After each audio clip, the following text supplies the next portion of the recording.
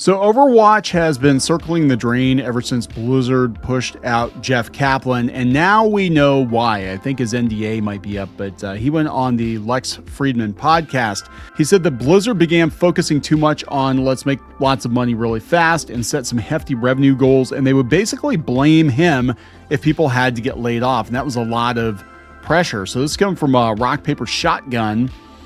It said former Overwatch director Jeff Kaplan has said in his 2021 departure from Blizzard followed an ultimatum about redundancies, which ultimately broke his resolve and led him toward the exit door. The developer frames that moment as the culmination of a number of tough years working on the hero shooter, which included a 2018 push into esports, with the Overwatch League serving as a drain on resources for a team who are also trying to get Overwatch 2 off the ground.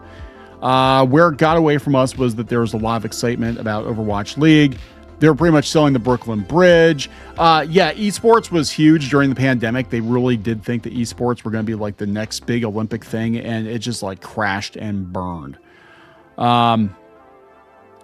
So here's what broke the camel's back, though. Again, coming from this interview. According to Kaplan, the straw that broke the camel's back in terms of his tenure at Blizzard was a meeting with the company's CFO, which saw him issued an ultimatum. He gives me a date, which at the time was 2020, and was going to slip into 2021, but at the time it was 2020. He said Overwatch has to make a redacted amount of money due to Kaplan's confidentiality agreement with Blizzard in 2020, and then every year after that needs to make a recurring revenue of, again, redacted.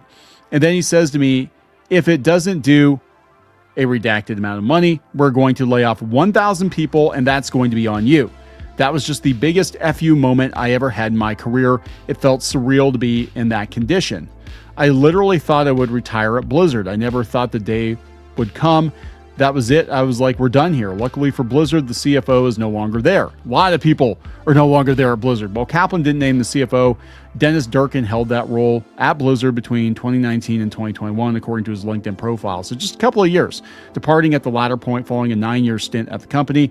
Amron Zerza subsequently took over as Blizzard's CFO. Kaplan's departure from Blizzard was announced by the publisher on April 20th, 2021. And he tried to put a positive spin on it, but there clearly was some stuff going on behind the scenes. Now we know why. Wow.